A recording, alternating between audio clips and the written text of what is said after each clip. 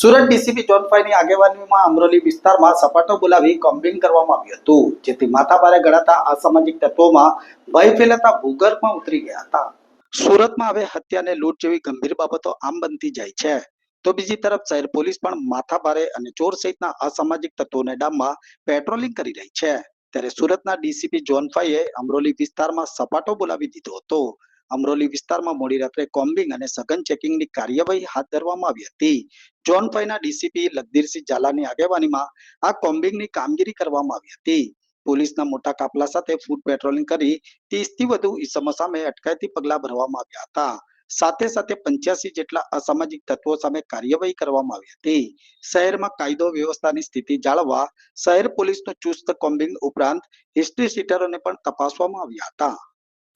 સુરત શહેરમાં કાયદા અને વ્યવસ્થાની પરિસ્થિતિ સુચારુ રૂપે જળવાઈ રહે તે માટે સુરત શહેરના માનનીય police commissioner Shri Anupamsinh Gehlot sir દ્વારા તમામ પોલીસ સ્ટેશનને સૂચનાઓ આપવામાં આવેલ છે અને તેમના માર્ગદર્શન હેઠળ આજરોજ ઝોન 5 વિસ્તારમાં આવેલ રાંદેર અને અમરોલી પોલીસ સ્ટેશનમાં એકી સાથે કોમ્બિંગનું આયોજન હાથ ધરવામાં આવેલ, જેમાં ઝોન 5 વિસ્તારના તમામ પોલીસ સ્ટેશનના અધિકારી અને કર્મચારીઓની વિવિધ ટીમો દ્વારા અલગ અલગ સ્થળે એકી સાથે કોમ્બિંગની કાર્યવાહી હાથ ધરવામાં આવેલી, જેમાં 30થી વધુ જીપી એક્ટ 135 હેઠળ કેસો કરવામાં આવેલ છે.